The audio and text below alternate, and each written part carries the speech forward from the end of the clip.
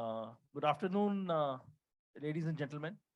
It is a privilege to host this session for the Global Cotton Conference hosted by CITI.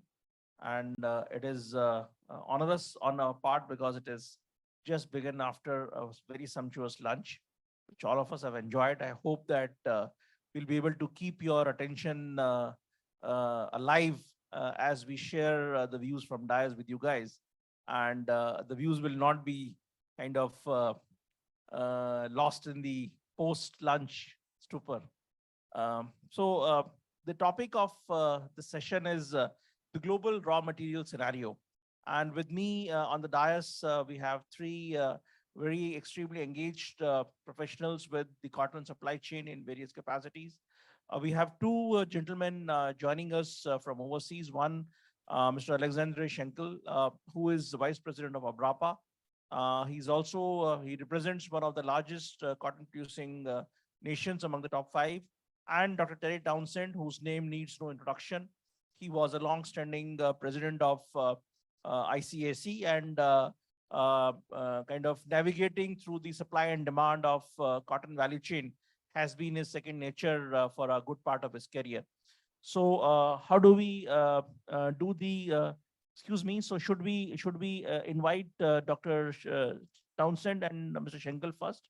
So they're available online right now? Both of them, okay, yeah.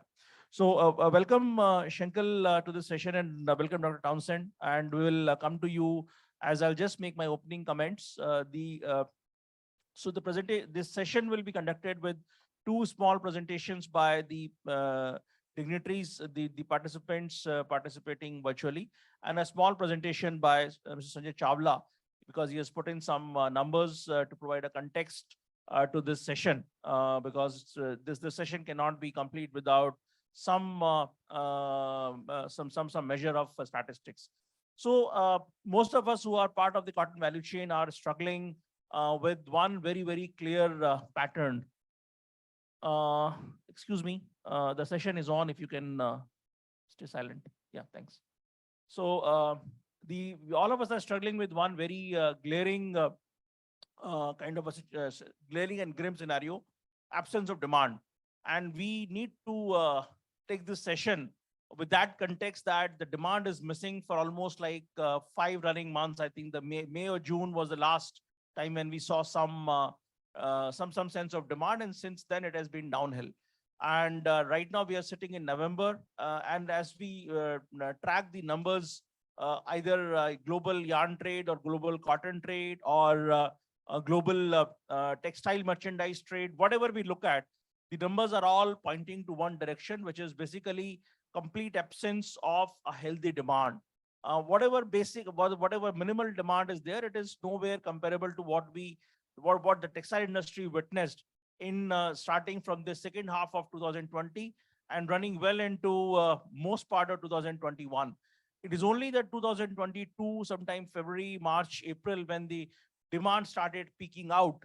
And that peaking out is a very moderate or a small phrase for a precipitous demand drop.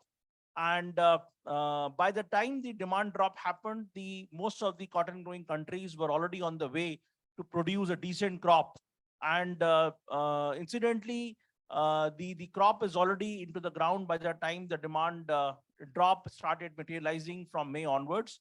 And now we are sitting in a situation where most of the global growths are doing well, except some exceptions like Pakistan, which unfortunately got hit by once in a century kind of a weather event, where a large portion of their cotton crop got washed away or damaged in quality as well as quantity.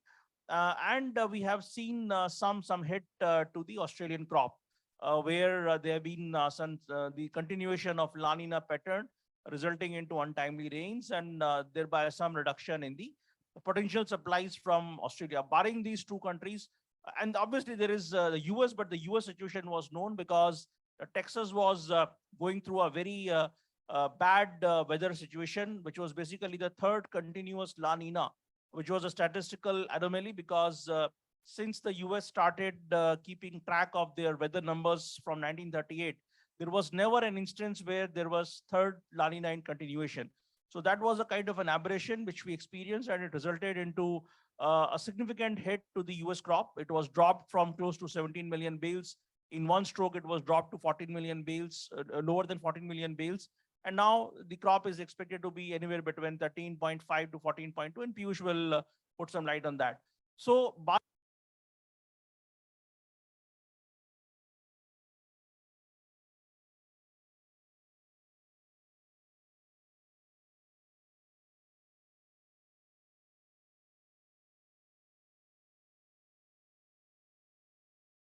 119 million bales. And the demand, as per USDA, the numbers are around 115 million bales. Kotak is putting it a shade lower, and ICIC is around there only. So we have a consumption number forecasted even by USDA lower than the annual production, resulting into a higher carryout, both in US as well as rest of the world. The another big puzzle in the whole scheme of things is China. So China is struggling on two fronts. One is the restriction on the bulk of the Chinese production, which is grown in Xinjiang. So Xinjiang produces 90% of Chinese cotton production. And US and its allies has brought an act called UFLPA, which is Uyghur Forced Labor Prevention Act, which prohibits any merchandise made out of cotton produced in Xinjiang to enter US, and most of the allies have followed suit. That is one front on which China is struggling to convert their Xinjiang cotton into merchandise and reach out to OECD countries, because most of the OECD countries are following the US line of a UFLPA kind of a behavior, kind of a rule. The second problem that is continuing in China is repeated lockdowns, because their zero COVID policy is not allowing any normalization in the Chinese textile activity. So this is the broad contour and context of the today's session, that we are grappling as an industry gap with complete evaporation of demand, not too bad crops are in excess. And there is a third pattern which is emerging in India, that the farmers are holding on to their produce, because last year India produced close to around 29 million Indian size bales, between 28.5, 29, depending on what number you look at. The volume weighted average realization for that 29 million bales in seed cotton terms was 10,650 rupees, because we do a daily measurement. And if the entire farming community has realized 10,650 rupees for 29 million bales, why would they be willing to sell at any price lower when their cost of production has gone up over previous years? So these are some broad developments and the situations that the industry is grappling for the raw material scenario. And we'll listen from the experts who are engaged in this value chain and understand that where do we go forward. Sure. So Mrs. Prajakta Verma would be joining us from online, and she's the president of this session. And over to Ms. Verma.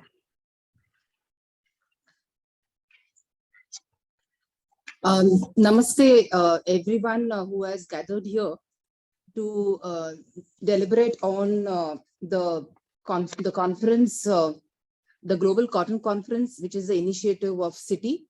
And I'm very glad to be here. As a Joint Secretary Fiber, I would say that cotton is one of my most important portfolios, though I do look after natural fibers like jute and wool. The promise is in cotton, because we have always had a dominant role to play. It is a very important commercial crop, and it provides sustenance and livelihood to about 6 million farmers. So it has a direct impact on the livelihoods of our farming community. But when I look at the topic, which is a global scenario, I realize that the word global brings into mind the lot of dynamism associated with the global cotton scenario.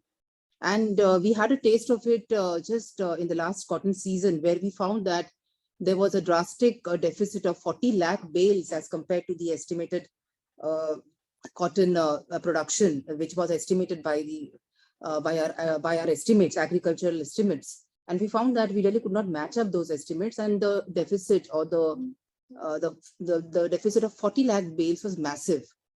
This was coupled, this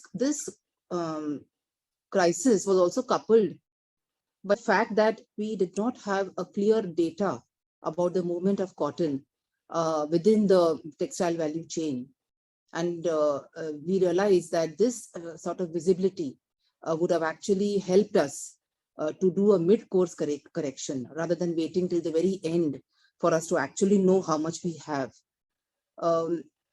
These two things, and I realized that we have now bettered this situation. We are making an attempt. We have realized that these problems need to be tackled by a better organization of our Collection of Statistics Act, and the Textile Advisory Group, which was formed amidst this crisis to bring about better collaboration with all the stakeholders of the value chain, has actually helped us to challenge these the dynamisms which are inherent in the cotton crop, and we have now come together in a more collaborative approach where we are looking at the problems from a longer term, and we have deliberated on many issues. And I'm very happy to say that we have for the first time taken on the subject of cotton productivity. In fact, the crop, though is a part of the agriculture department, and as we all know that the commercial crops, they form only 4% of the output of the agricultural crops, which the agriculture department looks after. And therefore, the crop as such, cotton as a commercial crop, needs more focus and needs more attention. And as a endeavor in this direction, for the first time, a collaboration between the Ministry of Agriculture and the Ministry of Textiles has taken place. We are jointly working on a holistic plan so that we improve the cotton productivity, because we've realized that cotton competes with other crops, and given that our acreage cannot really increase beyond a point, though this year we are seeing an additional acreage increase of 7% to about 127 lakh hectares, but there is very little scope for increase in the acreage. So what really matters is for us to actually improve our productivity and take steps in this direction. And this requires a lot of interministerial coordination. I'm happy that the industry stakeholders have also joined hands. We are all working to bring about better coordination with the agriculture department, and very soon a holistic plan to address the issues of the crop and its productivity is coming up before us. And a new the traceability in the entire cotton value chain is also one aspect which has been come up in our TAG meetings, and it has been widely understood that we really need to understand that we have to map the movement of cotton, and we have to have better traceability so that we are able to meet the international demands, and we are also in better we are also having better data visibility on the movement, and coupled with the better implementation of the Collection of Statistics Act, this will help us to take up the traceability and transparency of cotton in the value chain. Given that we as Joint Secretary Sustainability, which I'm also dealing with, I'm getting to know a lot of initiatives which are being taken up by not-for-profit organizations, even by the statements for regenerative farming. And this is another very, this is an area of immense possibility.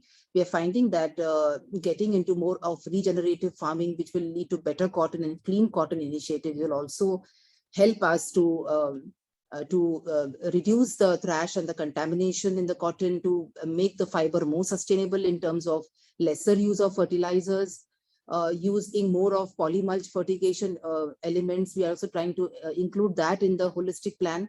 So the Ministry of Textiles and Ministry of Agriculture is coordinating and trying to see that even sustainable and regenerative farming can be encouraged at the ministry level, and trying to also rope in the farmers producer organization, FPOs, which have now come together in a big way in the cotton value chain. They are also, in fact, the last Textile Advisory Group meeting, we in fact took a decision of with the help of the industry to bring about mechanization in the cotton plucking and harvesting, where we are distributing the handheld cotton devices, plucking machines, which have been the initiative of CITI SAIMA to the farmers. And we are roping in Cotton Corporation of India to distribute these handheld machines.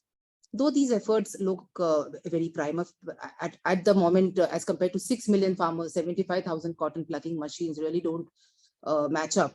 But yet these are very important steps being taken jointly, and I think collaboration will definitely enable us to face the challenges.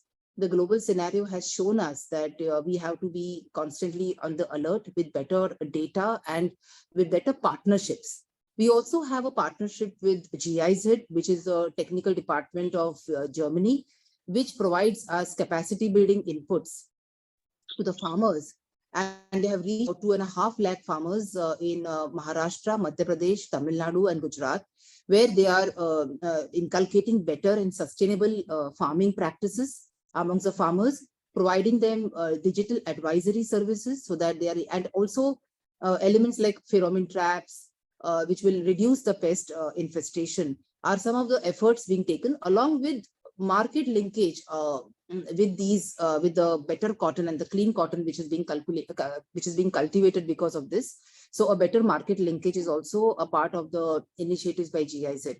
These are some of the steps that we are taking. I would also like to understand from the panel as to I just listened to the contours, and it is a challenging and dynamic situation where the ministry would also like to get inputs. And I think the city hosting a conference on the productivity of cotton, on the global scenario of raw cotton itself, a very important indication that our position as net exporter cannot be all for eternity. We have to realize that while our acreage is not going to increase, our productivity is also stagnating, and we need to emphasize on this aspect, for which is very crucial for the textile value chain also to be competitive at the international forum.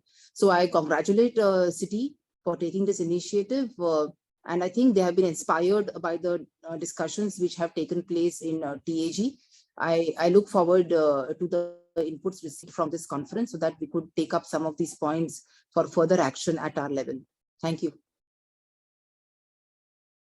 Thank you, Madam Verma, and it's been very encouraging that the government is actively engaged as a partner to the entire value chain, and you are keeping yourself completely updated so as to take the relevant policy help to the sector as it needs from time to time. So do I have a permission to go ahead with the rest of the session? Please. Yeah, thank you. Thank you.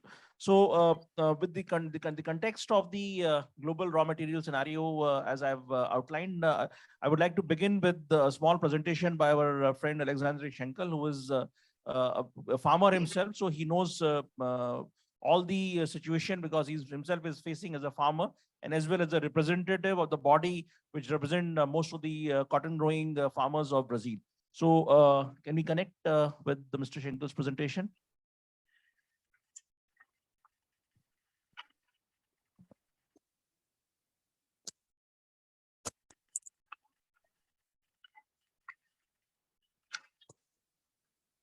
So this is a presentation. He's not live with us, but it is a presentation sent by him.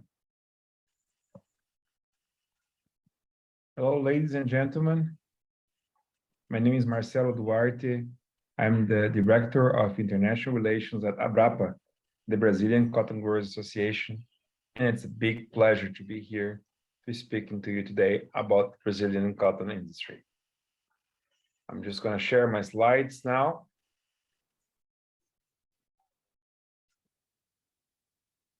There we go. Well, first of all, I would like to share with you my outline for today's presentation. So we'll be talking about the status of the 2022 crop in Brazil. Then we'll discuss quality and traceability strategies for the country. And finally, the 2023 crop outlook, a crop that we haven't started planting yet. Regarding the 2022 season, this is the last dashboard we had published, and that shows that harvest was finished in September, 100%. The crop is still being ginned, so 89% of ginning has already been finished, but there's still 11% to go.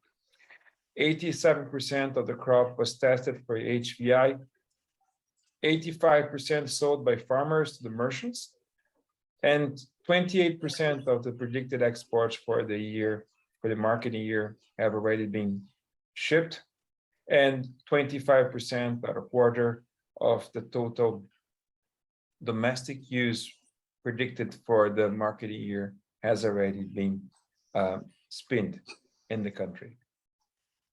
Looking at the numbers of area and yield, as you can see, area and the 2022 crop, it was almost 20% larger than last year, so 1.636 million hectares.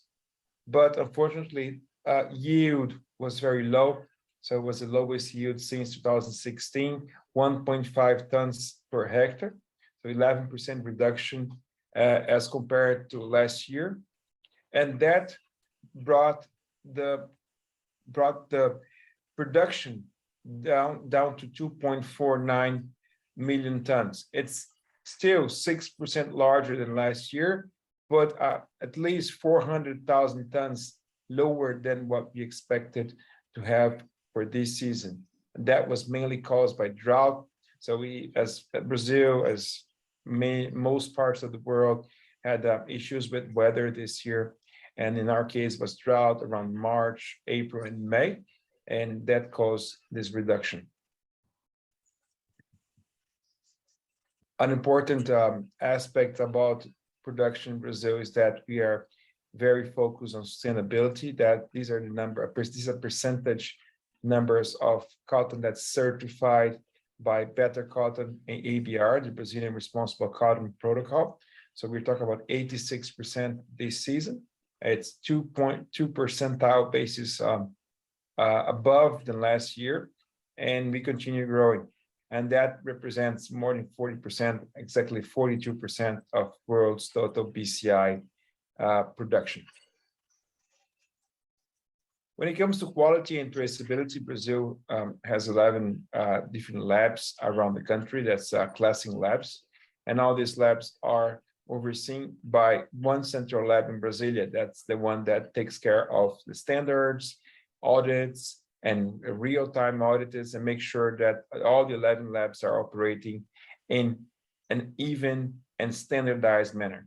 And 100% of our bales are classed by these 11 bales, and the central lab makes sure that the results are all reliable in the 67 HVI machines around the country. If you want to have access to the results of the statistics of the crops in Brazil, and in terms of as far as quality is concerned, you can go and download at this URL, as you can see in the screen, downloads.cottonbrazil.com/quality report. There you can have detailed numbers on several crops regarding quality HVI measured by HVI equipments in Brazil. You can also access this information bale by bale, looking as using the bale tag numbers.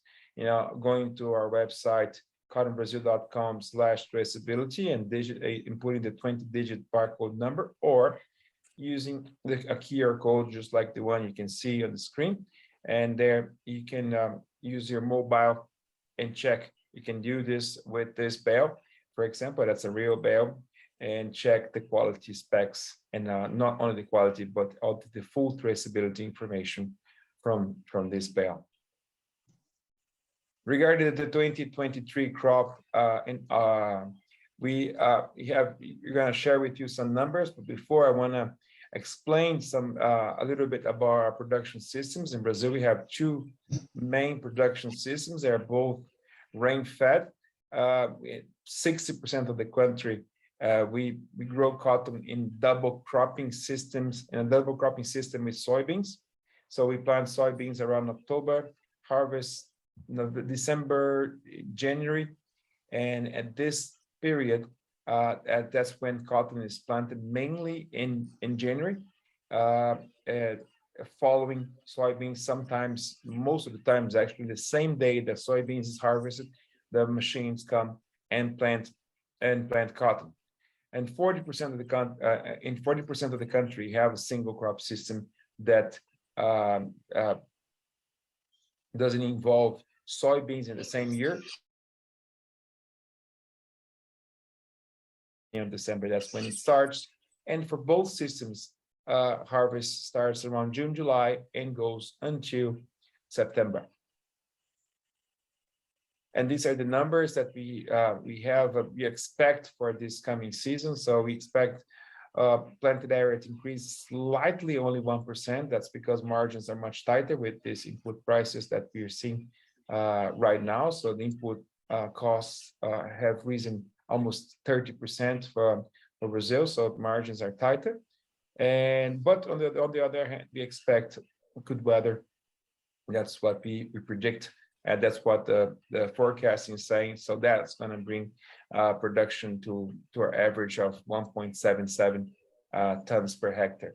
Consequently, our total production is going to be around 2.95, 2.94 million tons, very close to our record year that was in 2020. So if all goes well, we should expect a very, very good crop from Brazil this season.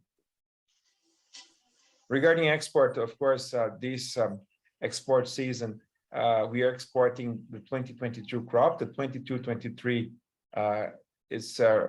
we export the 2022 crop, and for the following export season, then in this case we'll be exporting the 23 crop. So we expect to see exports around 2.2 million tons for 2023-20 crop, following the crop of almost 3 million tons that we talked about last slide. Regarding exports this season, so we're seeing strong numbers. Numbers are almost 30% higher than last year. In 3 months, Brazil exported 588,000 tons, and we haven't even peaked yet. The numbers, Brazil normally peaks around export from Brazil around November, December, and January. So we should see 3 strong months from Brazil right now. And the main destination markets are China, Bangladesh, Turkey, Vietnam, Pakistan, Malaysia, Indonesia, South Korea, and then India, with China representing in the first 3 months 41% of Brazil's total shipments. Finally, I like this picture that shows that we are in a journey, and a journey that involves many aspects. Brazil is really working hard to improve its sustainability, to improve its production systems, improve its genetics, improve the overall quality of our crop, because we know that this is the only way we're going to continue growing and supplying international markets with cotton that are demanded by increasing quality specs that are required by our clients. So currently, Brazil is the second world largest exporter of cotton, with around 17 to 20% of market share of exports. And as you can see in the graph, we should be growing significantly our share in the next few years, based on numbers that come from USDA and also our numbers as well. And Brazil in the next 10 years should be continue second, but in a much closer position as compared to the leader, which is the United States. So thank you very much for your attention. Please, this is my contact. So if you need any information, if you have any questions, please do not hesitate to contact me, and I'll be happy to help. Thank you very much, and hopefully next time I'll be able to be with you in person. Bye-bye. It was a pretty comprehensive presentation, and I'll just share one small standout feature of this presentation for Indian cotton growers, is that Brazil is producing at 65 cents, Brazilian farmers producing at 65 cents per pound. Ex-Gin, which can be exported at around 75 to 76 cents CIF Far East, which is in comparison to Indian MSP equivalent CIF Far East prices of around 89 to 90 cents. So if the prices remain where they are, because of the Indian productivity doesn't allow Indian prices to trade below 89 cents CIF Far East, which is most of these East Asian regions, India will have a tough time in exporting its cotton as well as textile merchandise, because others would have it cheaper coming from the Brazilian cotton. So that's the key takeaway for me from this presentation.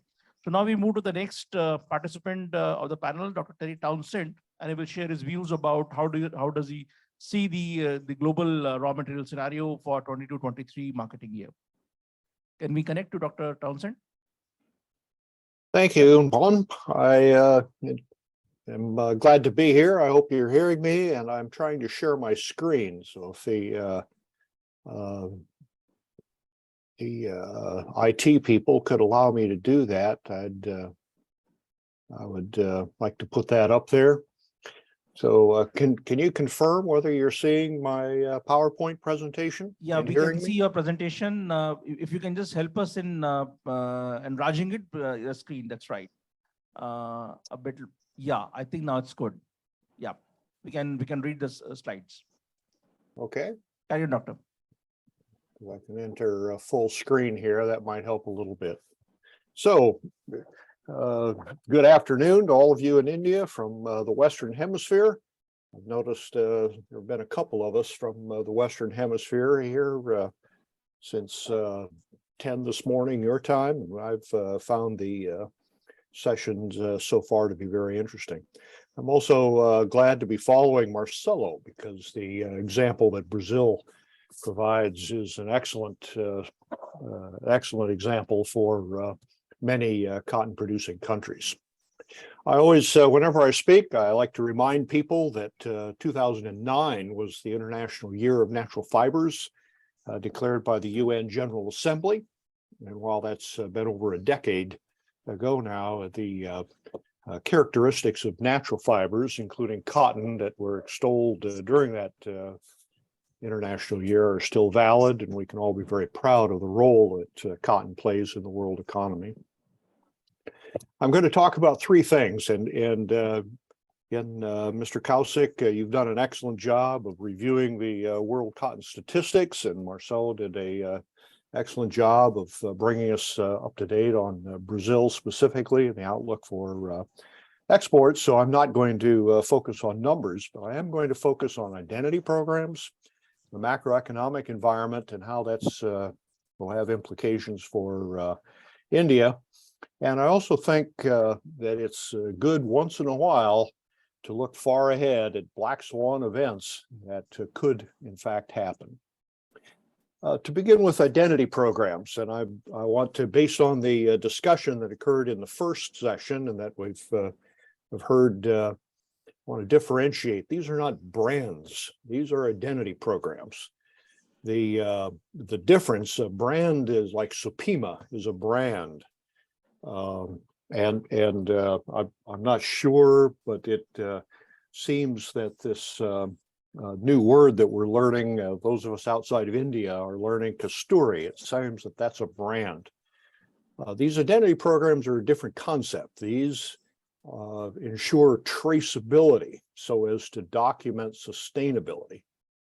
And I've just listed those that I'm aware of off the top of my head. It took me about 2 minutes to develop this list, and I'm sure there are more. And the full list is not important. It's just the point I'm making is how many of them there are. So the United States Cotton Trust Protocol, Good Earth Cotton, that's a single large farm in Australia that is providing individual traceability information. Cotton Australia's My BMP program, again, is that's for all Australian growers. The European Cotton Alliance, the Uzbek Cotton Trading Traceability Program. Marcelo has mentioned ABR. The Argentine Cotton Sustainability Alliance, the Cotton China Sustainability Development Program. These are all national programs. And then you've got company programs. E3 by BASF, Bayer foreground, Bayer Delta Pine, field to closet. Wrangler, the big manufacturer of jeans, We Care. And then as Ms. Verma pointed out, BCI, which India is a big component of, cotton made in Africa. And then there's organic and fair trade. And again, these are not brands per se. These are traceability programs. And there are, I'm sure there are more than these. These identity programs are crucial, or will become increasingly crucial, for participation in the world market. I've been reading from here in Houston, reading news stories from India. I know that your textile minister is promoting this Kasturi concept. The tool of traceability that ties all of this together are permanent bale identification tags. And Marcelo pointed out how Brazil uses this with barcodes that you can take pictures of and even read on your smartphone. And this, again, these identity programs, they're not brands, they are ways of matching individual bales of cotton with data on the provenance of that cotton. Where was it grown? What inputs were used in its production? Where was it ginned? What are the quality characteristics of that bale? I noticed Ms. Verma also pointed out that if you lost 40 lakh bales last year and had trouble tracking them. Again, these PBIs are crucial to being able to track and trace cotton throughout the value chain. And Minister Goyal has talked about using the Bureau of Indian Standards Act of 2016 as a basis for the implementation of a permanent bale ID system in India. Another component of these traceability schemes is 100% bale testing using HVI, with all labs certified through CSITC. And again, Brazil is an example of this. It's not sufficient to test 2% of bales from each lot and then apply those quality characteristics to all the bales in the lot. Rather, each and every bale has got to be tested. Now, India produces a lot of bales, and this means a substantial expansion of capacity of HVI testing in India. And it's not going to happen overnight, but it is a system that needs to be developed over time so that Indian cotton is fully traceable all the way back through the gin to even the, at least the region of production, if not the individual farmer, and that all of the characteristics of that bale, from the quality characteristics to the inputs that were used and the compliance with social sustainability standards, are all registered with the barcode for that bale. And a crucial concept here that India, as well as other countries, are having to comply with is that all of these traceability programs that are verifying sustainability require a lot of data entry by farmers. Now, in a country like Brazil, where you have 1,500 farmers total, cotton farmers, that's a lot easier done than in a country like India, where you've got over 6 million with different languages and all of the logistical problems involved in communicating across India. Nevertheless, this is the direction that all other cotton producing countries are going.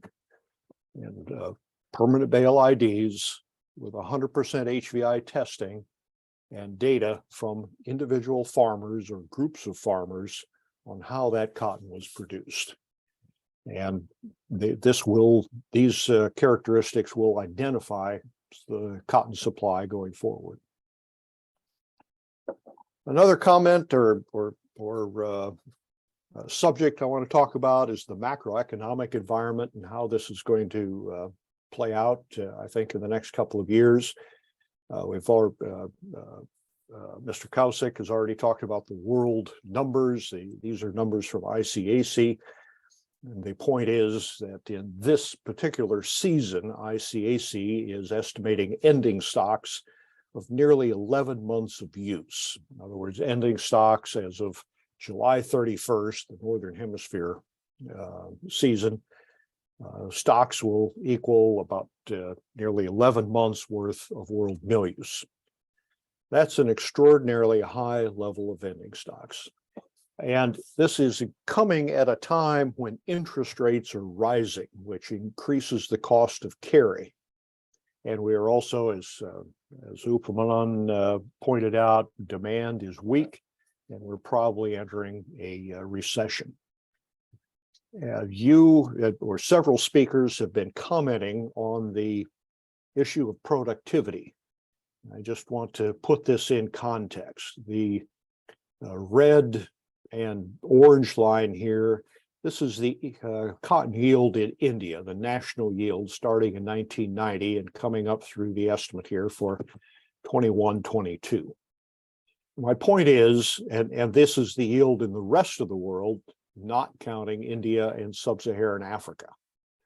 My point is that from 1990 through the mid-2000s, yields in both the rest of the world and in India were rising. But since the mid-2000s, or over the last roughly 20 years, yields in the rest of the world have continued up and are now up, these are lint yields, are now up close to 1.2 tons per hectare. But the lint yield in India has trended down since the mid-2000s. And the point is that this makes Indian cotton less competitive compared to cottons from the rest of the world. At every level of price, Indian farmers are going to produce less cotton than their counterparts in other countries because their counterparts are getting higher yields so they can afford to produce at a given price level. This is a long-term chart going back to 73, 74, showing the annual average of the Kotluk-A index. For nearly 40 years, the Kotluk-A index sawtoothed up and down as it always does, but it was around an average of 70 cents per pound. And again, this is the A index, so it's in US cents per pound, CIF prices. These would be backed off the Indian prices, but this is what the world market looked like. Since 2010, the Kotluk-A index has averaged about 1/3 higher. It's been up, the average has been about 94 cents a pound. But this period of higher prices has coincided with interest rates that were near zero. With interest rates rising now, it makes it more expensive for the value chain to hold stocks. And these large stocks that we have, equal to nearly 11 months worth of use, are going to be weighing on the market. Prices were very high last season. They've come down. This is the average $1.12. This is the average so far this season. But with a recession looming and interest rates rising and pressure to move stocks out of storage because nobody wants to hold them, it's likely that prices are going to continue back down over the next several years, back to the long run average. And that's going to put a lot of pressure on the entire Indian cotton production system because yields have not kept pace with yields in the rest of the world. And finally, I want to raise the issue of black swan events. I think we're all familiar with this term. Events that nobody expects, nobody believes possible, yet they could happen. An example would be an invasion of Taiwan by China. That would result in militarization of the entire Western Pacific. And all of you are aware of how crucial China is to the world supply chain. That would totally disrupt world shipping and container movements, let alone or set aside the impacts on the value chain of disruptions of the Chinese cotton and textile sector. Just think what a war in the Western Pacific would mean for the movement of goods around the world, with the entire Western Pacific, all of the freight routes that move through that region disrupted. Another possibility, and by the way, I'm not in any way, I'm not a national security expert. I'm not in any way forecasting that something like this will happen, but it's possible. It's a non-zero probability. And value chain, I think it's healthy to look ahead at what could happen once in a while to be prepared for it. Another cataclysmic event that would totally disrupt world trade and have a huge impact on not only the cotton industry of India, but the cotton industry, the entire world industry, is if Russia used a nuclear bomb in Ukraine or Central Europe. That also would have, it would shut down world trade, as basically governments around the world would move to isolate Russia, and it's hard to predict just what the military response from Western countries would be, but it clearly would have a devastating impact on the movement of goods around the world, even though Russia and Ukraine are not major textile countries, excuse me. They certainly are part of the world economy, and the disruption of trade would have enormous impacts. So again, it's great to see friends, including Mr. Kotak. I hope he recognizes the vest that he gave you several years ago, and I enjoy wearing it. I look forward to hearing from other panel members. I would conclude by saying that as we move forward in the world economy, we're no longer talking about how many millions of bales we have. We're now talking about how many bales are traceable with PBIs and 100% HVI testing that can be certified or guaranteed to have been in compliance with sustainability standards.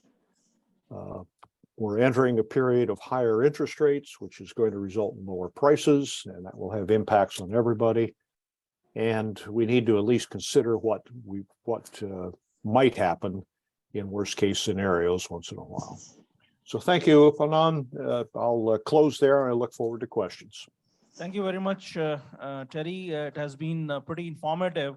When I was introducing Terry to the audience, I forgot to mention one very important thing about Terry, that he's one of the biggest Indophiles I have known, and that is visible through the vest that he's wearing today, specifically for the occasion. A few takeaways from Terry's presentation is that one is a very ominous sign for me, which is the identity or all these programs, identity programs as he calls it. So there, I think India stands a very, very disadvantageous position today, because most of the countries have made big strides. So not only India has a cost disadvantage due to that gap in global productivity and Indian productivity, it's like a open jaws of a crocodile in which the Indian farmer may get consumed. And the policymakers in the Indian textile value chain has to be mindful that not only we are at a disadvantage on cost and yield front, we are also at a disadvantage because in next 5 to 10 years, most of the global fashion brands are going to demand one or the other identity linked to the sustainability. And many countries are talking about carbon tax to be imposed on the numbers that they present. I mean, let's say if a European company or a United States-based company or a Singapore-based company, those countries are going to put the carbon tax on the profits that they generate by doing things which are not sustainable. And I think we are way behind on making certain very, very solid steps that will bridge the gap between the Indian sustainability initiatives which are linked. I mean, all these identity labels are linked to sustainability. And if we don't match it, apart from the cost and yield disadvantage, we would be another disadvantage will be facing us, which is carbon disadvantage.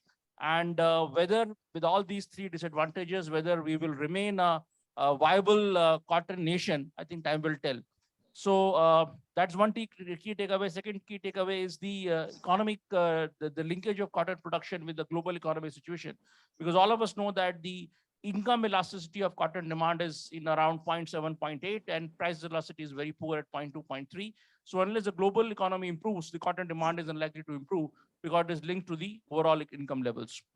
So thank you very much, Terry. And we will come back with some supplementary questions from audience, and they would be looking forward because you are a repository of wisdom on the cotton S&D navigation. I move to the another panelist, Sanjay Chawla, because he has some data to share with us.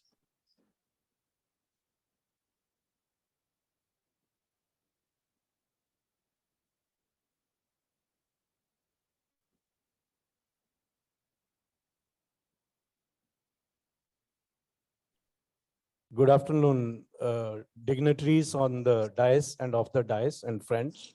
Congratulations, CITI, for taking initiative on this subject. Timing could not have been better. I will like to present in a way changing dynamics of global cotton production, cotton consumption, and global trade.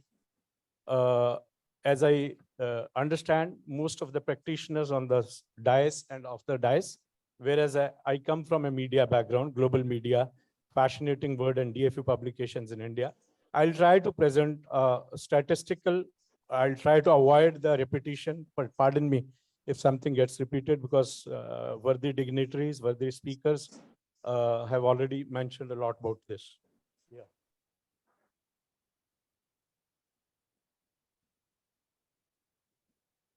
Can you start?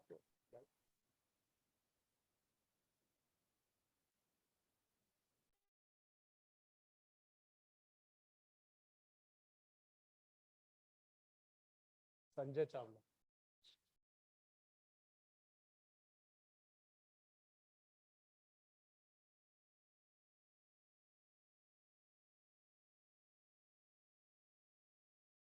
Yeah, next slide. Statistically speaking, around 27 million tons of cotton is produced globally in a year, the same as 27 t-shirts for everyone on the earth, just to put in the context. Yeah, overview of top global cotton producers of 2022. China, 6.4 million tons. China, the largest producer, consumer, and importer of cotton. India, 6.16 million tons. India's production ranked second in the last 2 years, accounting for about 22% of the world cotton production. Second largest consumer of cotton, about 20% of world cotton consumption. India generally is the largest producer of cotton in the world, expected to reappear at the top producer again. USA, 3.18 million tons, is the largest exporter of cotton. Brazil, 2.34 million tons. Over the last 4 years, Brazil has more than doubled, very credible, its cotton production, second largest exporter of cotton in the world. Pakistan, little less than 1 million tons. It's consistent but stagnant. Of course, in the last 3 months with the floods and all, the statistics have slightly changed. Next slide.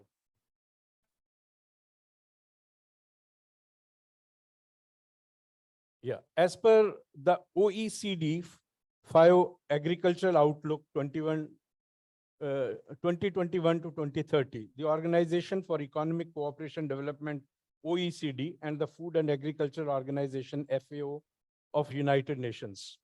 India is expected to continue to be the world's largest producer till 2030. By 2030, India's cotton production is projected to expand to 7.2 million tons, approximately 43 million bales of 170 kg each.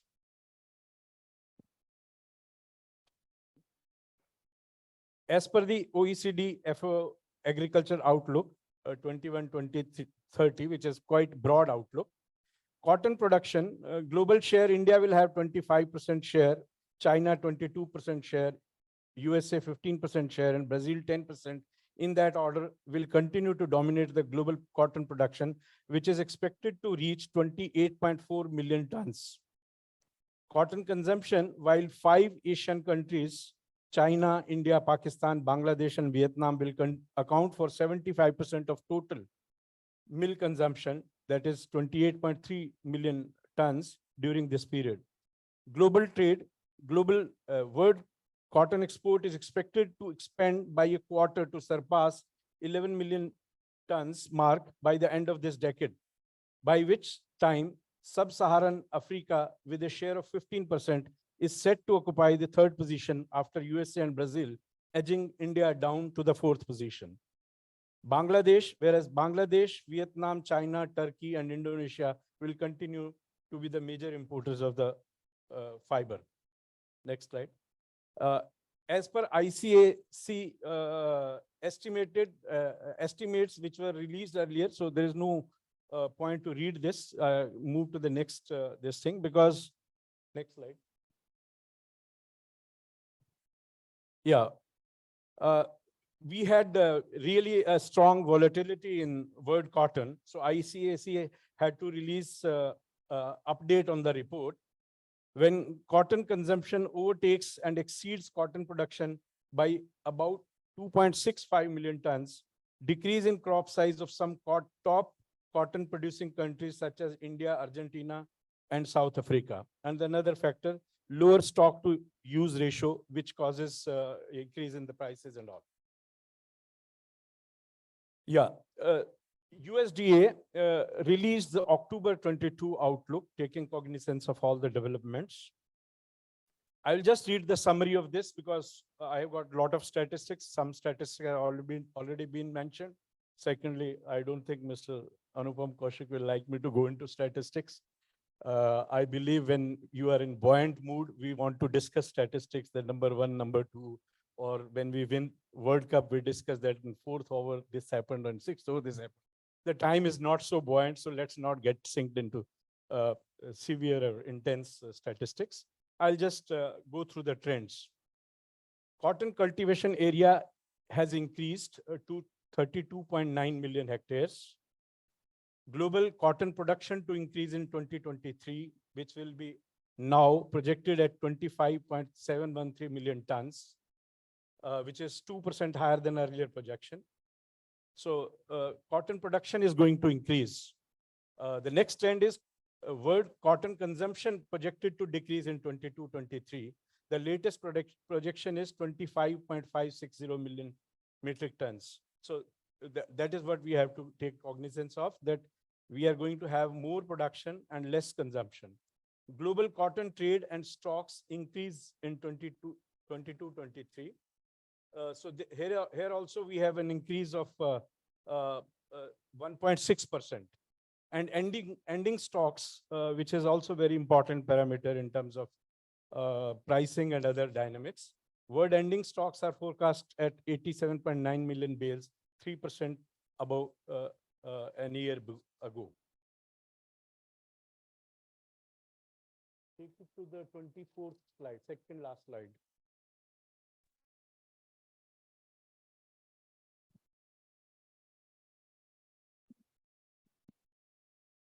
Yeah. So while discussing the changing dynamics and the factors that impact and disrupt, why so much of price volatility? Of course, we understand supply and demand situation, but there are some very prominent factors or reasons we can point out, like government policies. Cotton being a commodity and being an agricultural product, every country has their social and political reasons to give impetus on this or increase the hectares or whatever. And sometimes we have policies where import duties are put or export duties are put or something like that. They disrupt the cotton dynamics. Next, as Mr. Unupom very rightly put, that China's Xinjiang region related ban by USA, the more forcefully USA uses this ban, it is going to change the entire dynamics much and more, because China is one of the largest exporters to USA, and USA would push more and more their cotton to China. And likewise, if this ban goes into further severe and intense enforcing, like countries like Bangladesh, if they are using Chinese cotton, or Vietnam using Chinese cotton, so they will have to use probably USA cotton made spun in China, and fabrics made in China and being exported to Asian and ASEAN countries to be exported back to USA. So this is going to be a very critical factor. And another factor is China yarn purchase. As we know that China spinning capacity is not as much as required. So China imports is actually the largest importer of cotton yarn. And just to see the statistics from January to September 2022, China yarn imports fell nearly half. So which is equivalent to 3.5 million bales of cotton lint. So which is, it's not only disturbing China, it is disturbing the whole world. The decline in China yarn imports has caused to lower cotton consumption in major yarn exporting countries, which include India, Vietnam, Pakistan, and Uzbekistan. China was the largest foreign market for each major yarn exporters last calendar. Thanks. I would like to have more discussion on this topic. Thank you. Thank you, Mr. Chawla, for being brief and precise to the point. A few takeaways from his presentation that he talked about volatility, price volatility, something which is bothering everybody in this hall and outside this hall who are in the textile value chain. I mean, just to put it in terms of numbers, we have seen a cumulative 204 cents of volatility in 5 months for an 80 cents price commodity. It started in the month of May, 22nd of May, 150 cents for July contract, coming down all the way to 87, from 87 to 95, from 95 to 80, from 80 back to 119, from 119 to 70, and 70 to 92, and back to 80.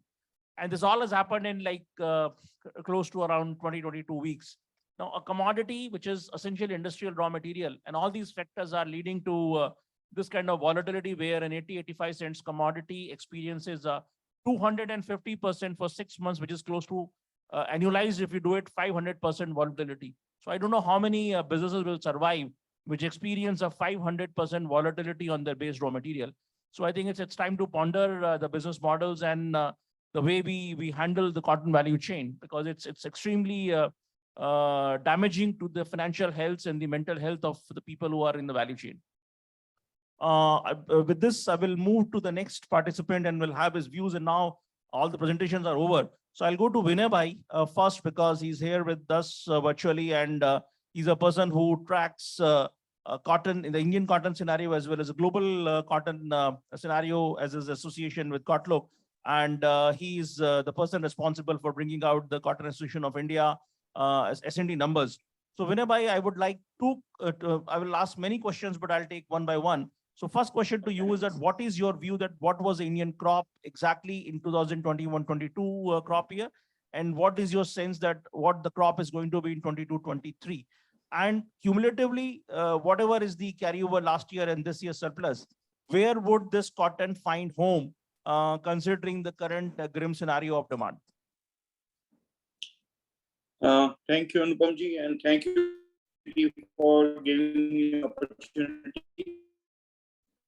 Now, last year, there is 21-22 crop would be anywhere between 30.05 million bales to 30.10 million bales. So it was a very big shock of activity. Not a single whether MNC or any agency could really predict such a low cotton crop. Now, during this 22-23 season, crop looks much better as compared to last year. And in my opinion, it will be about 35 million bales plus minus 3%, plus minus 2%. So it can range from 34.5 million bales to 35.5 million bales. So this is, it looks good, but the consumption, looking to the consumption situation, it will be really a hard time for cotton to find demand. So I feel that, there are two things in exports. Ultimately, these bases will have to come around, but the old bases of Indian dreams like at par or discounted all bases, that era is over. I don't think we will have that kind of era anymore. But India will definitely will have 3 to 5 cents. It has to, if you want to sell, it should be at least 5 cents lower to US cotton and 3 to 4 cents lower to Australian cotton. In this beginning of the season, the farmers' mentality, they are not ready to digest such a big fall in the price. So ultimately, they will have to reconcile, and it's getting delayed. But I think by January 15 to March, I think bases will come around and cotton will start selling between 1200 to 1500 bases on covering month ice. So of course, exports possibility as compared to last year will be less, but still I feel it will be about 3 million bales. India has a very unique position for the logistical situation. We are one of the best today in performance of in the world. Our cotton reaches within 3 weeks in any Far East destinations, within 1 week to Bangladesh. So that is helping us to increase the bases also and reliability for the timely shipments. The last season, everybody has burnt fingers for the delay in shipments, delay in transit time, where India's performance has been quite good. So we will, and this year, quality is also extremely well of now. Looking to grades and staple and strength, I think we'll have, cotton deserves to have some premium as compared to previous years. So I think, of course, the demand situation is extremely poor, but still, in my opinion, we'll be able to export 3 million bales. Thank you, Vinay. Even after low consumption, still we will have about between 5 to 6 million bales carryover, which is normal. We started with a very one of the lowest carryover in the last 2 decades. So the next carryover will be comfortable. I don't think it will be too much load on the market. This is this is my views. Thank you, Vinay, with your comprehensive response. I'm just wondering, you said that Indian cotton will sell a slight premium to West African cotton and a slight discount to Australian cotton, which essentially comes down to a fact that India is no longer a source of cheap raw material over which we built our textile industry over last 2-3 decades. Now that home cheap cotton price advantage is lost for whatever reasons. Where do you see the Indian textiles operating levels and profitability levels and the return ratios will hold? In my opinion, this is present situation is very unique for the time being, but there will be definitely a shift of demand from China to India. That will be very one advantage we'll have in little long term. That is one. Second thing, our relations with Russia is also improved. Hopefully, there will be war cannot continue, forever. So the Russian demand also in textile goods will come for India. So I would feel that Indian situation for exporting even finished product, their premiums also and bases will improve as compared to other countries. Thank you, Vinay. Now, with this, I think we have got what we wanted from Vinay from his strong oversight on the Indian S&D. I'll move to the next participant, Mr. Jhamb, because he represents one of the biggest component of the value chain, which is the spinning and integrated textile. And nobody knows the demand situation better than him because he's under constant barrage or constant balancing between constantly high Indian prices and the demand from his spinner and the marketeer to get cotton at lower prices. So I can empathize with him because I used to be in such a situation a decade back. So I think he's the best person to lay out what the future holds for the demand, when it will recover, and to what extent it will recover for the remainder of the marketing year 22-23. Thank you, Anupam. Thanks a lot. You know, Anupam works in a global company. I work in an Indian company. And he is asking me to give him a global scenario demand. Rather, he should have, asked this question to himself and asked me question about the Indian scenario. Anyway, yeah. Anyway, thank you very much. You know, I would start from what happened post-COVID, because we have seen excellent demand also. What had happened was, after COVID, when again the business started, you know, there was a lot of demand, and at the same time there were a lot of issues of supply chain also. Logistic issues were there. Therefore, most of the brand, they started ordering more than what they required, because what they wanted was that at any given time, they should not be losing on sales. Therefore, the material should always be available in the stores. Because of that, a lot of demand picked up. Now, suddenly, they are in a situation whereby they have a lot of inventory. Their sales are down by 20 to 25%. And demand is also not there. At that time, one of the reasons for higher demand was that a lot of countries, they had distributed a lot of money to their citizens. They couldn't go out. They were using that money to buy, textiles or other retail goods. Now, whatever savings they have started moving out. Even in India, you may not find a buyer in a, garment store, but you would not find a room in a hotel in India. Similarly, if you are traveling by air, rarely you would see a vacant seat in the plane. So people are traveling, people are moving now. That is one side of it, because 20 to 25% retail sales are down. And now, majority of the brands, they have their sales in the months of October, November, and December. And everybody is looking at that. If the sales definitely pick up, then maybe that we'll start getting some demand in the month of January.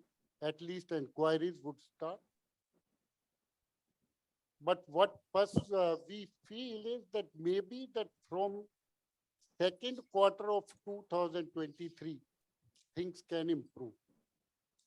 We may not go back to the pre-COVID level in May or June. It could be 80 to 90% of that can happen. But that is the global scenario. What would happen to the Indian textile industry?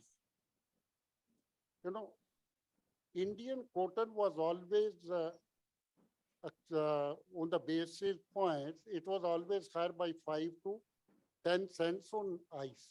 And during the months of November, December, partially in January also, we used to be 2 cents to 3 cents cheaper than ice.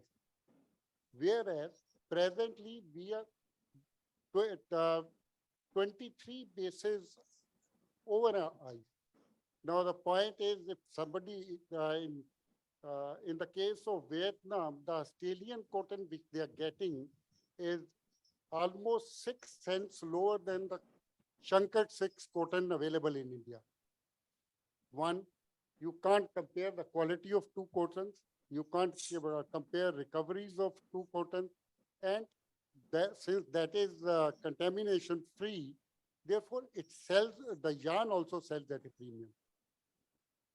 That disadvantage Indian industry would not be able to absorb for a longer period of time. Because as Anupam said, that we built our industry on the basis of cheaper cotton. And today, for the last 6 months or 8 months, we have the costliest cotton in the world. Unless the prices reach a level of 10 cents higher than the ice, maybe that no demand would come to Indian textile industry by foreigners, by importing countries. And another big scenario which has come up is that if you compare India's cotton, Chinese cotton is at 85, 86 cents today. Pakistan cotton is at 91, 92 cents today. Turkish cotton is again at 84, 85 cents today. Whereas Indian cotton is at 106 cents. How can we compete in international market?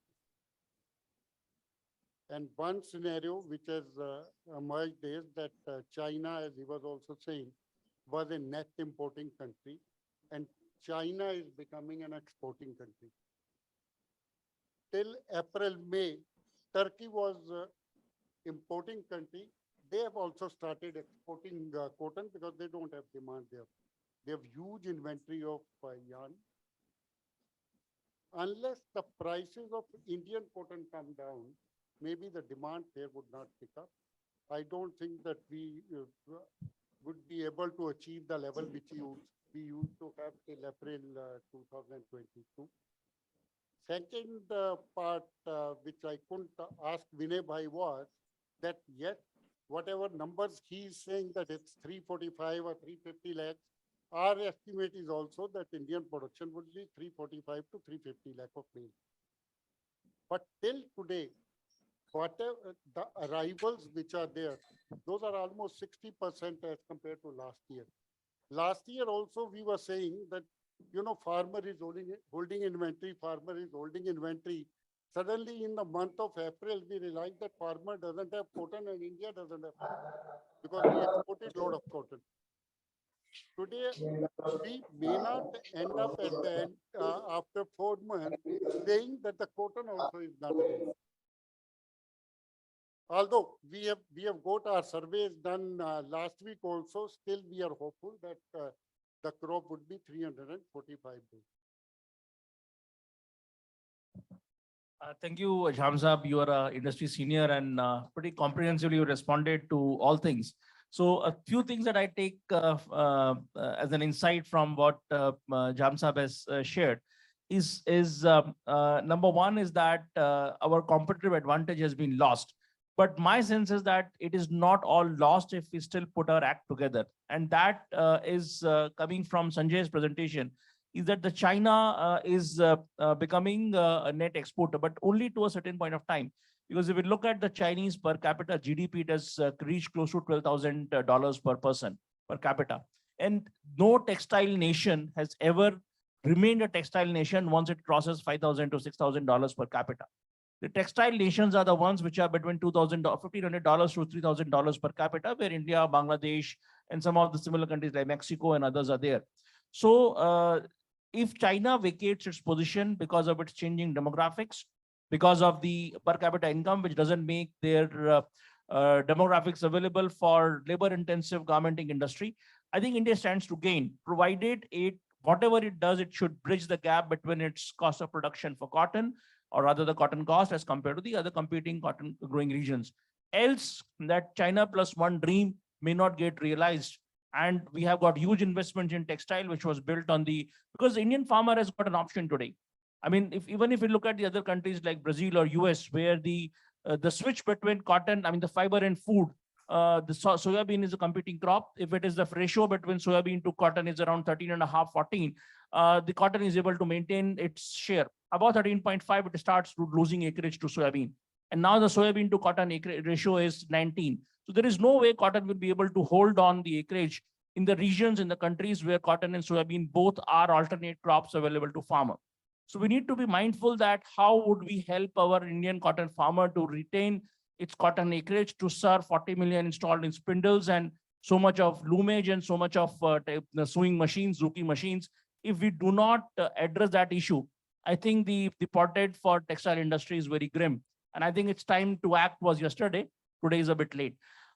With this, I'm coming to the last speaker, but the most important because his organization has been waiting for the scenario to emerge, because US used to produce 23, 24 million bales. And when India caught up on the yield curve reaching 35, 36 million bales, it is the US which had to lower its production from 24 million bales to 16, 17 million bales. And if India loses that productive edge because farmers shift to other crops. US stands to gain most because they can ramp up their production from current 15 to 17 million bales back to 23, 24 million bales. So over to Piyush to share perspective of how US cotton industry is looking at the opportunity emerging in India and around India. Thank you, Unupom, for asking that question. And thank you, CITI, for inviting Cotton Council International to speak today on this very important topic. And much has been spoken about this topic since morning. I've been hearing about some of the keywords which has come around. Was one of them was yield, right? I mean, if you talk of sustainability, you can't leave yields very behind it, right? I mean, if for a same acre of land, if US, Brazil, Australia, those guys are far ahead in terms of production, why should India be behind in that term? So we really have to catch up, not only from the perspective that our growers need to earn more money, that our textile mills need to earn more money, but as far as the branding goes, the growers in India, the overall for an Indian branding perspective, that also has to be kept in place. So talking of US quickly, last year we had 17.5 million bales in terms of a production. And this year we are seeing close to, I think, Anupam, you've already pointed out, close to 14.5 million bales, or between 14 and 14.5 million bales. And whenever we talk of US cotton production, we have to speak about two separate crops because we have an upland cotton and we have also a Pima, or what you call Supima cotton. So upland, we are going to touch close to 13.5 million bales, 13.6 million bales, and Pima is close to 4 lakh bales. And as you all know, India has been one of the largest market for Supima. And if you ask me about the numbers, around 40% of Supima cotton is being exported to India. And much has to go because Indian textiles, I think that Indian textiles have a very good chance, especially when you talk of premium products. Like if you talk of the luxury products of like bed sheets, right? Coming out of India, they need good quality cotton. So that's where, Supima cotton is going to come into the picture. But then talking of the upland cotton, and as Anupam has asked me, how is US cotton relation with Indian cotton industry? I think it has grown multiple times since last 8 to 10 years. If you go just like 10 years before, we used to have only 8 to 10 companies in India who would be importing US cotton. But if you ask me now, we have close to 50 companies who are actively importing US cotton. So what is the reason behind the lot of companies in India are looking towards US cotton? So one of the things, which was also spoken today was the traceability, right? Or the trust factor or the data-driven approach. So what at US Cotton we do is we speak very closely to the brand retailers. We also engage the mills whom we work very closely and ask them what are their real concerns. And then, we try to put an action plan to that. So we have recently come with a program called US Cotton Trust Protocol. So that's a program we started. I think Terry also pointed out, and I was seeing that was listed at the top on his agenda when he was talking of the quality branding programs of cotton. So in US Cotton Trust Protocol, when we are talking, we engage our growers, and when we speak with our growers, we give them a questionnaire which has 150 questions. So they have to take a commitment. Yes, how they're going to work on the water usage, how they're going to work on the soil on the carbon improvement in the soil. I mean, we were talking of regenerative soil, so that is. And then we are also going to talk about how the energy consumption is going to look at. So when you are, taking all that data into perspective, and then they have to give a commitment, how are they going to improve on all these credentials for sustainability? And that is what exactly the brands are looking for. And when brands are asking, so now we started this program in 2019, and we already have 45 global brands on board, and they're already asking for US Cotton Trust Protocol. So even if the US cotton prices are a little premium, and so we are seeing a lot of inquiries coming from the Indian companies who are asking about the US Cotton Trust Protocol. The other factor is the trackability. We already have HVI, all the 100% of the bales are HVI tested, all the data is available. It's like an Intel Inside, like you buy Apple or you buy Dell, you have an Pentium inside, and it has all the specification. Similarly, all the bales of US cotton have their own identity. So a mill who is buying US cotton, they know how the performance is going to happen with that. But what we are doing, we are not stopping here. What we have discussed until now is what happens only to the cotton before it lands into the mill. We have gone further ahead. We are working with the mills who are using, a certain percentage of US cotton. We have a technical team, and I can tell you the technical team that we have. I think the mills who have worked with us, they will know the quality of people whom we have. We go to the mills, we help them improving their efficiencies. So all the price improvement that you see that, why US cotton should command a premium, we're also helping the mills, telling them, hey guys, you are not optimizing the usage of US cotton. You can reduce your waste. You can improve your efficiencies. And even we also look at, how many people they're engaging with, because to make them competitive, we have to see, are they employing right amount of people, or they are, because India, we have a cheap labor, we can go to any extent in employing the labor. We have to tell them, hey guys, today we are fine. I mean, we have cheap labor excess. But after 5 years, 10 years, when the labor cost is going to increase, are you going to remain competitive or not? So all those kind of services are also being provided to cotton by our team. So I think, Anupam, I think more than giving the numbers, statistics, we have to really see, the idea is to have the companies delivering the peak performance. And I think, that have been our initiative, and that will be our initiative going further also. Because we were talking of partnerships. I think Textile Commissioner Ma'am also pointed out the partnership has to happen. And I think we are already on that road to create a very strong partnership, so that the recollection of US cotton should always remain in their mind. So thank you. Thank you, Piyush. Pretty comprehensive. And let me share with the audience here is that US cotton industry is one of the most organized one across the component of the value chain, whether it is seed or crusher or textile, spinning, exporter, the logistics handler, and ginner and merchant. Everybody is on the same platform. They talk in one language, which is a language for the grower and up to the last point in the value chain. I think it's time that some of the best practices, if we as an industry can do it rather than talking in different voices, and if we can come together, because unless and until there is a cohesion among all the stakeholders, making a policy which is strong enough to compete against formidable opponents like Brazil and US, it'll be difficult, but it's not impossible. We can still do it if we put our act together as a cohesive stakeholder commitment for the value chain starting from a farmer. So with this, we bring to an end all the participants have spoken, and it was a pretty good engagement, and it will be evidenced from the quality of questions and the range of questions that we received from the audience. So now it's open to questions and answer session. Can somebody share the mic with the people who want to ask questions? I would put a little comment. Yes, sir. Ji Kaka.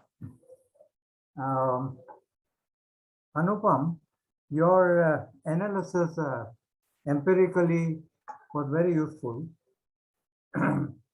But I like your last lines that we have all the stakeholders must speak with one voice, and that can change the situation. That is the robust optimism you have given in the last sentence. Am I right? Ji Kaka. So if that is correct, I may give you some comment which may be useful. I believe in robust optimism, and I believe what you say is emerging. Secondly, I also believe that obvious does not happen. There are always these black swan events that can change the course of the markets. And the black swan event is a classic example. But looking to the facts which apparently you have brought out, we have to be working hard. And now, for example, one factor that you mentioned was the traceability.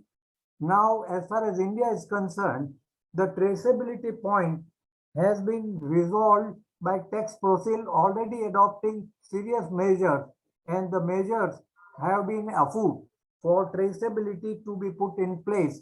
And I think we will be able to put the traceability in proper perspective, proper method, and all that. It is on the go. The second point which you mentioned was the cost. The cost, our costs are higher only on one factor, and that is the productivity. Now the productivity improvement drive is all around, and all kinds of self-help groups have been formed. This year itself, the productivity depends on two factors: crop protection and crop production. So both the points, there have been serious working, and the crop protection measures this year have been very good. I am quite optimistic about the crop than what the pessimists say, but still we have to keep the fingers crossed. Third point, which is of robust optimism to me, is cotton is a composite economics. It is not economics of raw cotton, not fiber, but it is a backward economics also as well. It's a bi-component.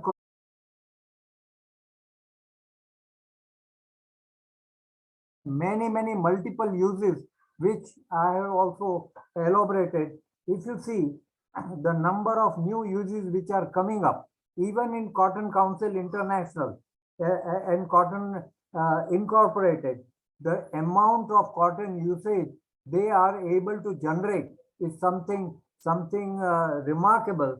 So in India also, a lot of awareness has come.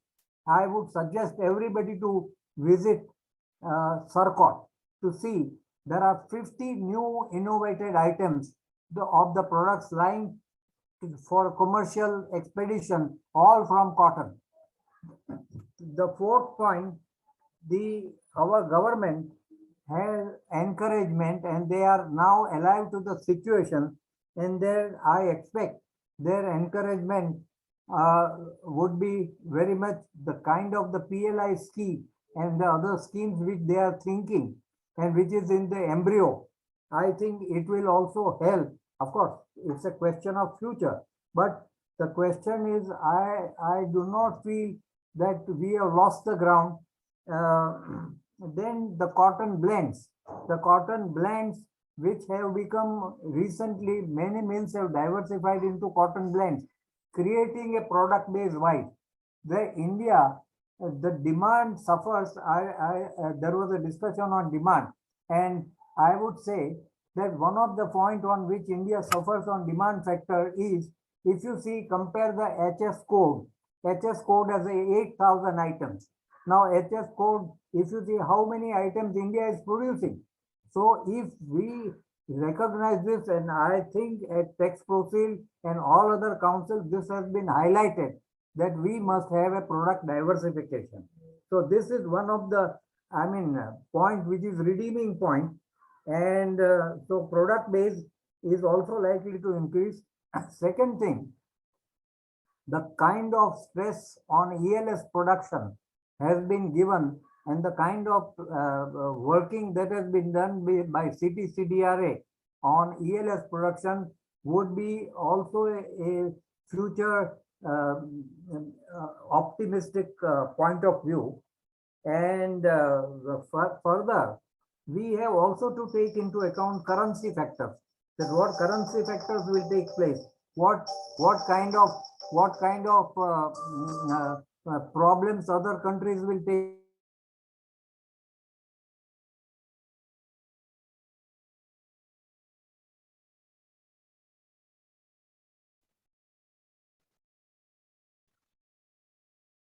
Remain optimistic as per your last sentence, that if government to farmer, if all the total stakeholders are one with the one voice, we can do much better. I agree with you. And thank you very much for such a nice kind of deliberation, such a nice kind of handling. I am very thankful. Thank you very much, Kaka, for your kind and encouraging words, Kaka. Yes, sir. Yeah, I'll like to ask you a question. You know, in the opening remarks, you made a very strong statement that demand creation conundrum. Now I'm trying to put it in the perspective, you know, when the pandemic had struck, it was the most unprecedented time, in the sense that perhaps in the entire century, it was first time when we had a twin shock of both demand as well as supply. Generally, either of the two happens, you know. And the moment pandemic tailwind was there, you know, we thought we are going to come out of it. The supply chains had started, you know, improving. They were struggling to come back and revive. There happened another pandemic of kind, you know, putting in the words of Mr. Das, our current RBI governor, who says 3 shock world has faced in last 2.5 years. Pandemic, pandemic, pandemic. But he says first was health pandemic, second was Russia at war, and third is hot inflation pandemic, you know. Now, the supply chains are trying to kind of, you know, it is inflicting the entire world, or so-called the economy, both appending it as well as it is inflicting the world in terms of again slipping into something kind of, you know, that demand side of shock. supply shock is to some extent it has recovered, but still we have, we are gaping in the holes because it is not fully, it has not come back to this team. So as an expert, I wanted to know what is your take when India is faced with two challenges. When we see the headwind side, as since the morning we have been realizing that India is very low in productivity and so-called, there are some other inherent to this also, problems associated with Indian textile industry. And tailwind is China +1, Europe +1, and natural that, the entire world is looking at India. India is the only global country who is now becoming a force, both at COP27 as well as last week at Bali, we could realize that India's narrative had almost become a global narrative. So kindly show your. So first I would like to be Thank you. excused. First I would like to be excused for the adjective called expert, because none of us are. We're all practitioners, and every expert becomes practitioner when it meets his next challenge. So I think what happened in the one thing which happened very distinctly for post-COVID recovery was a logistics-driven demand access. So because they were struggling with availability of containers, container vessels, availability of trucks, either in the origin or in destination. So in 2020 festival season, if you remember in 2020 festival season, after opening up October, November, December, January, none of the brands made any discount sales, whether it was Europe or it's US. There was zero, there was no Black Friday. Everything was Green Friday. There was no discount sale. And still they did not make money because they lost on volumes of sales despite selling everything at the fresh price tag. And when they realized, when they analyzed the reason, they realized that they could not place the merchandise on time. If they would have placed the merchandise on time, their profits would have been different. They responded by increasing their quantum of order that they placed with whoever was supplying to take care of, because they thought that this world is not going to come out of the logistical logjam anytime soon. And they placed huge orders. And then in 2021, by the time the festival season came in 21, which is October, November, December, the sales plummeted. So much so that if you look at January, February, March, the inventory to sales ratio, they were in excess of 60-65%, and some of the brands were reporting at 70-80% of the inventory to sales ratio, which were never about 35-40% pre-pandemic levels. So that actually went them into a kind of a seizure that they stopped ordering for the next production cycle. So this entire thing is basically they were hungry, they were famished, and they gorged on a feast that has made them bloated. There's no appetite left. So right now they are letting their pancreas do the work and do the digestion happen. I think they'll come back once these inventories work themselves out over over this festival season, which is going on. The sales are reported to be good. It will continue. If it continues like this to January, I think, as Jhamb Sahab has said, that the demand will revive late first quarter or early second quarter. So it's basically an access after a period of famish, which has resulted into this kind of a situation. It is not actually representative because the retail offtake is still good, not in volume terms, but in value terms. It means that the customer has got money to spend. So I think the pain is still to be borne for another 3 months.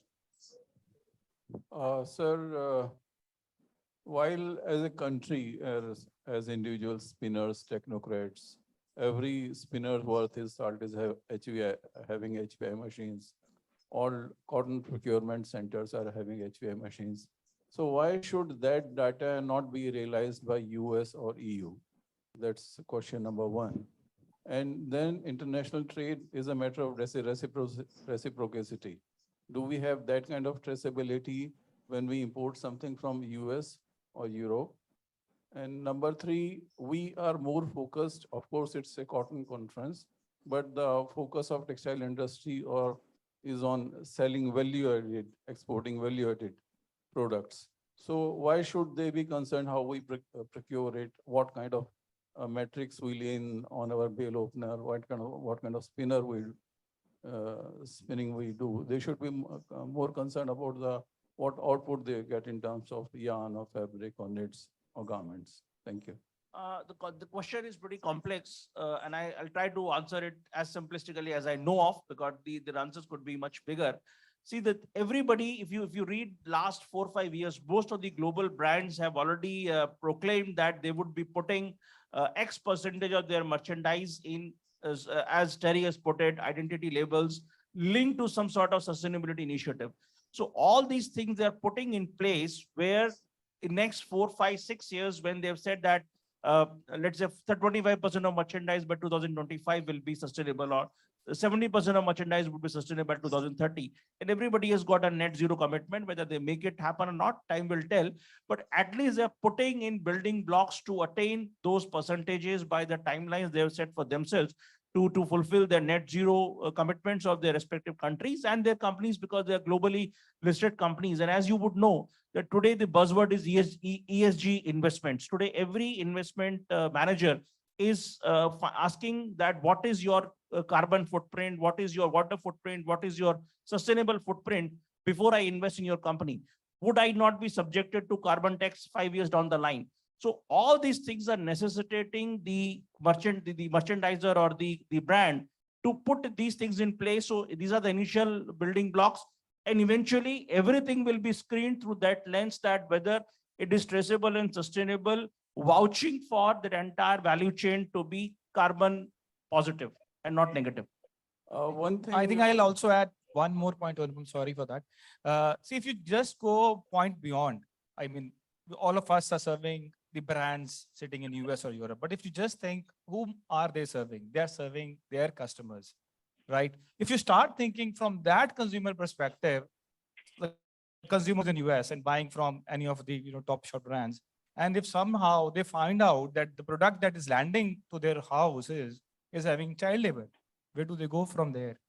So the answer is pretty simple. So just, you don't have to think from the brand perspective, think from the perspective of consumer to whom that brand is serving. Sir, I have been interacting with about 100+ brands for about 20+ years. I have been doing all kind of compliance from Ocotex to this, that, and X and Y, but it has a cost, and the brands don't pay a cent or a penny extra. It's in bold letters, underlined. The second point is that one point I wish to highlight, I have been sector expert textile for energy audit. And I've been doing it for one of the company who's a senior gentleman is on the panel.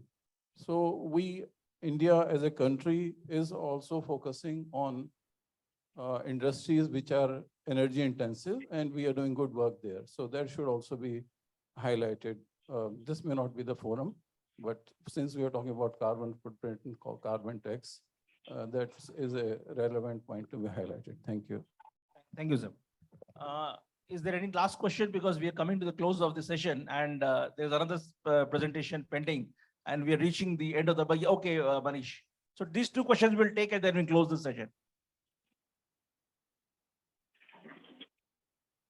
Thank you, Anupam. Anupam suggested that it may be basically inventory depletion demand that might bring the pull in the market. Sushil suggested it would be a price-based supply that might bring the demand back. Now, these three, do they mean the same thing, or is there any difference? That is the one question any of you can answer.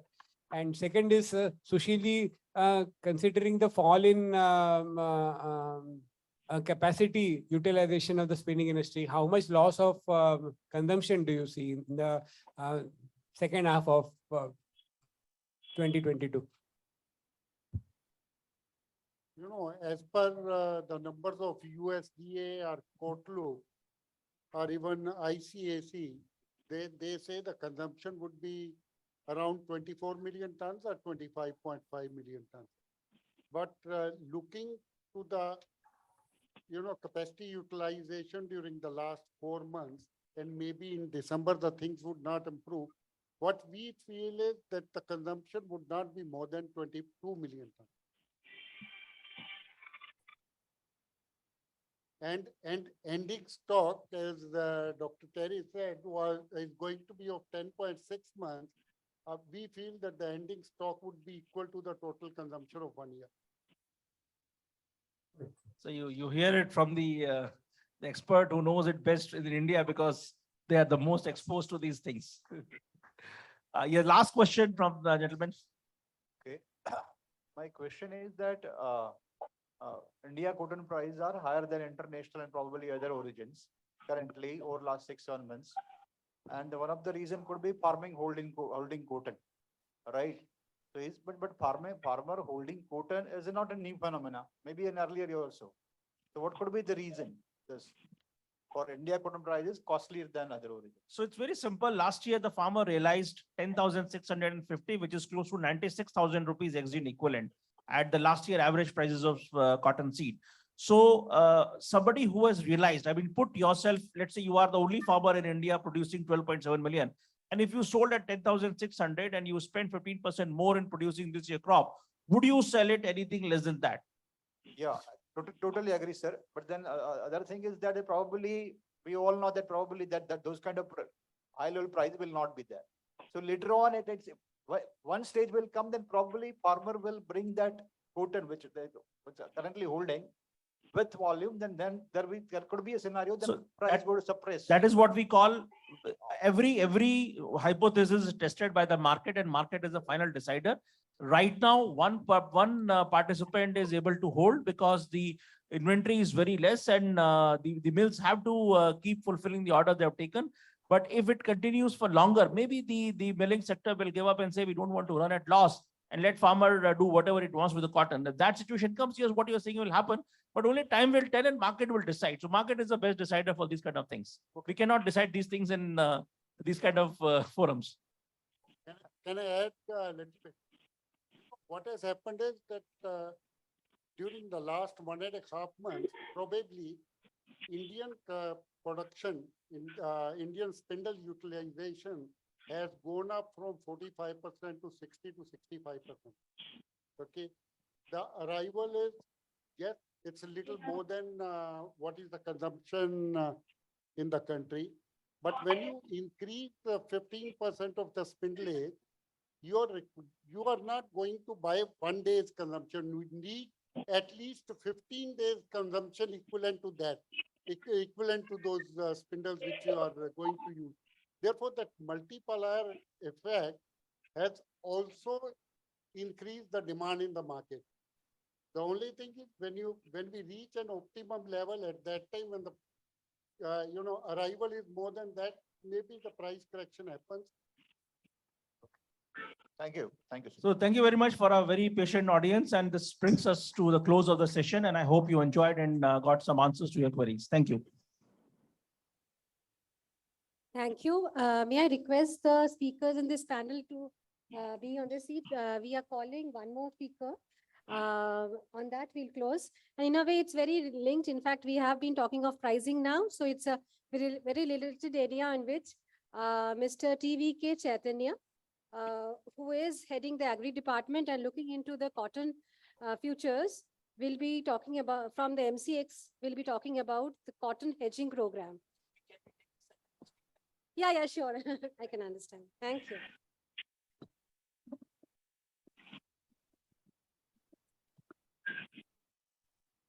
Good afternoon, everyone. First of all, I would like to congratulate CITI team to organize such a initiative program, Global Cotton Conference. And I thank CITI for giving me an opportunity to present our awareness presentation. Yeah, please. Next. So everyone knows that there is a lot of uncertainty in the market. I mean, experts have told many scenarios where the prices may go down, prices may go up, and all. In such scenarios, one of the risk mitigating tool is MCX hedging platform. So everyone knows what is commodity exchange. In simple terms, where you can trade your commodities online, I mean electronically. This is commodity in exchange, and it is regulated by a SEBI. And buyers and sellers determine the prices, and exchange will not decide any price or any view in this. So commodity, why we require a futures? And the answer already we know, that uncertainty in the market, thereby you can fix the price right now. Tomorrow we don't know what will happen. So there are several scenarios. A price may go up, price may go down. Next. So at MCX, we majorly have metals. In metals, we have gold, bullion segment and base metals. And in agri, we have cotton, kapas, and mentha oil. And we have CPO. Right now, it is under suspension. And rubber. Next. So this is what we are saying.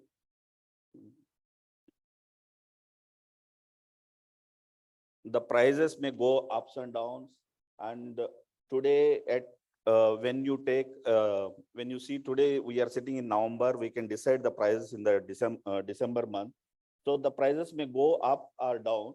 So if anyone wants to trade, not certain about the prices, they don't have any view, then they can sell it at today's price in the December contract. Next. So these are the hedgers, corporates, farmers, producers, and intermediaries in the spot markets. There are opposite sides like speculators and arbitrageurs and alternative investment funds and mutual funds, portfolio management services who can take the risk. And just give you a scenario and an example. A farmer, if he is having 100 bales today, that is November month, and he can sell. Today, for example, 33,000 is the rate of the bale. And in the month of December, the futures are showing 32. He can take opposite position, what he is having physically, and he can sell on the exchange. And even if price goes down also, there is no problem for him, because he knows that he has sold his goods at 32, and he would have made calculation according to the sale price. So there he can take an informed decision at the time of sowing. In the month of May, he can see the prices till December. Thereby he can take a decision also. And similarly, go back. If any buyer is there, he can take his position. Whenever, whatever the requirement, that much position he can take position on exchange platform. He can buy, exchange. Whenever in the physical market, whenever he purchases whatever according to his requirements, then he can square it off in the future market. So the cost of the hedging is also very less. It is very, they have to deposit only 15%. Next. So currently we have 29 mm cotton contract till December. The trading lot is 25 bales and tick size is 10. And we have till December the same contract, and we are coming out with a new contract in the month of January onwards. So these are the contract specifications applicable till December. So 76 is the RD is the basis as on today. And the trash is 3% and allowed up to 4.5. And moisture is 8.5. And there are premium and discounts for the RD value above 77 to 78, 1%. More than that, there is no discount. And below that 75.2, 77, there is no premium. Basis is 76. And 75.5 to 74, 1.5 discount. And further down, 2 more % discount. So this contract specification price quote is for kapas. This contract is for the kapas for 20 kgs, and trading lot and delivery unit is 4 MT. March, April, and November we have the contracts, and both options like delivery logic is as per the sellers and buyers discretion. So staple length is 29 and minimum out on is 34. So these are the contract specification in kapas. So we are discussing what are the factors impacting the cotton prices and all. So I need not to say many experts are there in this room and over online who are connected with us. So these are all the fundamentals which affects our prices. Next. So the main thing is that market size is such a huge number, like 1,20,000 crores, and the volatility we have seen this last year is about 30-31%, and that much risk is there. And now we are aiming that we want to produce more cotton, the risk will increase. So thereby there is a need of such a hedging tool which has to be used, and it should be like a habit that they need to hedge on exchange platform to minimize their risk. That habit we need to inculcate. Like the experts were saying, there are best practices which we have to imbibe. One of the best practices is that they hedge on the exchanges, their risk. So I request all the Indian traders and textile industries to participate on the cotton MCX cotton contract. So we have, as you know, that it is not a delivery platform, but we have that delivery threat. Exchange has almost delivered more than 3 lakhs in the current year, 3 lakh bales. So at present, the stocks positions are 10,000, and this is yesterday's stock position. 10,000 bales are there, and 7,000 bales are in process. So the process of deposits are like this. When the farmer or a depositor bring the goods to the warehouse, it has to be tested, and they, based on the laboratory certificate, they get ENWR, and that ENWR will be, then they will get the position, demat position on the exchange platform. We have currently 5 delivery centers, which we are going to increase further based on the recommendation of our product advisory committee. So next. And one big advantage for all the farmers, which SEBI has given, that whatever the charges which are applicable for the exchange trade, like assaying charges and warehouse charges, cost of the bags, transportation cost, and funding cost, broker fee, and repository related fee, mandi tax, clearing, and any charges related to the exchange trade. For FPO, we are reimbursing almost 100%, except the transport cost. In the transport cost, it is only 50%. So this is how the government is encouraging the farmers to hedge their risk and to trade on exchange. So this is how you can open an account with us, and by giving simple KYCs to our member, and you can hedge on exchange. So these are all the normal do's and don'ts on the exchange platform, which we all know. Next. So thank you very much. I request, and any support for to open an account or anything related to exchange trade, please be in touch with us. We will give our numbers, and we are happy to help you. Thank you.